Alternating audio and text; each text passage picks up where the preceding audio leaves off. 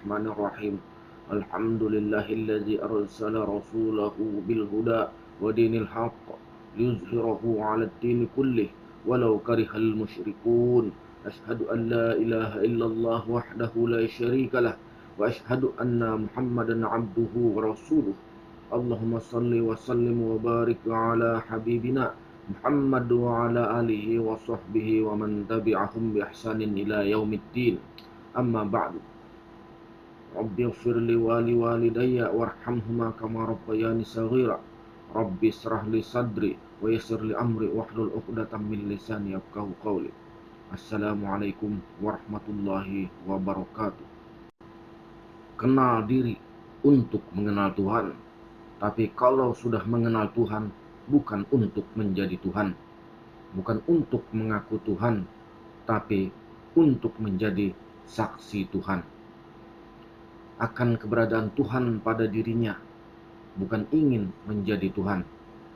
Inilah yang dimaksud dengan diri. Diri itu tiada lain dari rohani yang bersenyawa dengan jasmani. Dalam wujud makhluk nyata sempurna, maka disebut kita manusia. Sedangkan rohani dan jasmani itu Nur Muhammad. Sedangkan Nur Muhammad itu adalah rahasia Tuhan. Oleh karena itu, insan disebut rahasia Tuhan. Kalau sudah hilang sifat kejelekan kita, sifat-sifat yang tidak terpuji, masuklah sifat-sifat Tuhan. Kita tidak akan bisa sampai kepada Tuhan, kecuali fana atau hilang kerusakan batin kita. Sifat-sifat yang tidak baik, hilangkan sifat-sifat hewan dan syaitan, dan betul-betul berserah kepada Allah Subhanahu wa Ta'ala, hingga tidak ada lagi merasa diri ini. Hilangkan dengki, prasangka buruk kepada manusia untuk sampai kepada Tuhan. Mudah-mudahan ketika kita meninggal, batin kita sudah bersih. Amin ya rabbal alamin. Menghilangkan sifat-sifat jelek, masukkan sifat-sifat terpuji. Kemudian nampaklah Tuhan. Itulah yang dinamakan takhalli, tahalli, dan tajalli.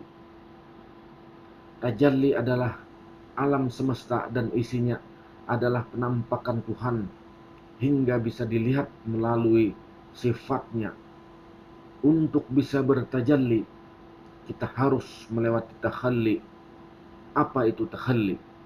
Yaitu menghilangkan dan mengosongkan dari kerusakan batin.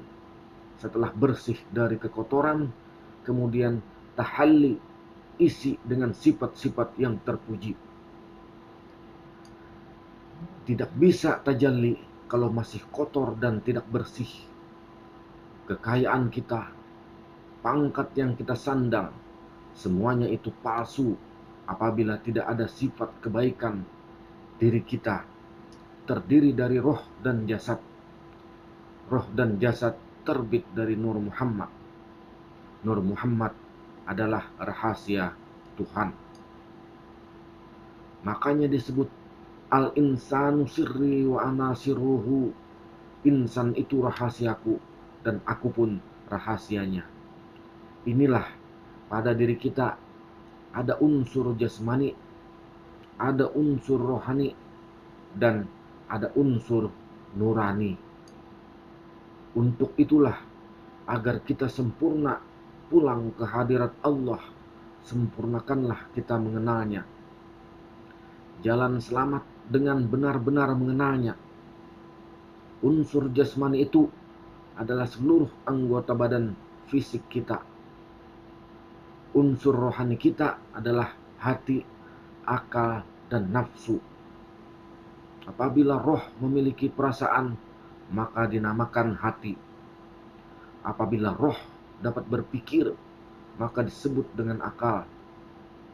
Apabila roh berkeinginan, maka disebut dengan nafsu. Dari rohani saja bisa berkelakuan bermacam-macam. Kelakuan dari hati, kelakuan akal, dan kelakuan nafsu. Unsur ketiga adalah unsur nurani. Unsur nurani yaitu sir atau rahasia yang ada pada batin kita, pada diri kita. Rahasia yang ada pada diri kita, itulah unsur nurani. Unsur nurani ini tiada lain merasakan. Unsur nurani merasakan keberadaan diri sejati, diri yang sebenarnya, merasakan keberadaannya Allah, merasakan kenyataannya Allah, merasakan kedekatannya Allah. Kalau sudah merasakan seperti itu, maka Tuhan itu dekat beserta kita. Itulah namanya unsur nurani, yakni sir atau rahasia yang ada pada diri hamba. Dan sir atau rahasia itulah yang dia bisa melihat, mengenal, dan sampai kepada Tuhan. Walaupun kita sholat, tubuh kita ini tidak akan bisa sampai kepada Allah. Yang bisa sampai itu adalah unsur nurani. Sir atau rahasia itu tiada lain yaitu rasa. Dan rasa itu tiada lain daripada zat. Untuk sampai kepada zat, gunakanlah rasa. Jasad tidak akan sampai. Jasad ini hanya sarana saja, kendaraannya saja untuk menuju Allah. Roh itu rasa, rahasa itu rahasia, rahasia itu adalah zat. Gunakanlah rasa supaya mesra kepada zat, karena rasa itu tiada lain daripada zat. Itulah yang bisa menyampaikan kepada Tuhan. Oleh karena itu disebutkan fawailul lil musallin, orang yang lalai dalam sholatnya, karena hanya jasadnya saja atau kerangkanya saja yang sholat, batinnya tidak sampai kepada Allah. Oleh karena itu, selaku orang yang bertasawuf, maka ia betul-betul beriman kepada Allah, kemudian ma'rifat atau mengenal Allah, kemudian pula beribadah dan berzikir, dan terakhir bersyukur ia kepada Allah. Itulah sempurna ma'rifatnya. Tidak ada cerita istilah orang ma'rifat tidak sholat, tidak puasa, berbuat maksiat kepada Allah.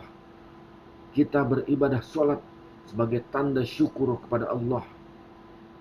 Apabila orang yang tidak sholat, itulah orang yang tidak bersyukur. Kata Rasulullah Sallallahu Alaihi Wasallam, ambillah ilmu dari orang yang istiqomah beribadah, jangan mengambil ilmu dari orang yang menyimpang. Demikianlah. Terima kasih, mudah-mudahan bermanfaat. Assalamualaikum warahmatullahi wabarakatuh.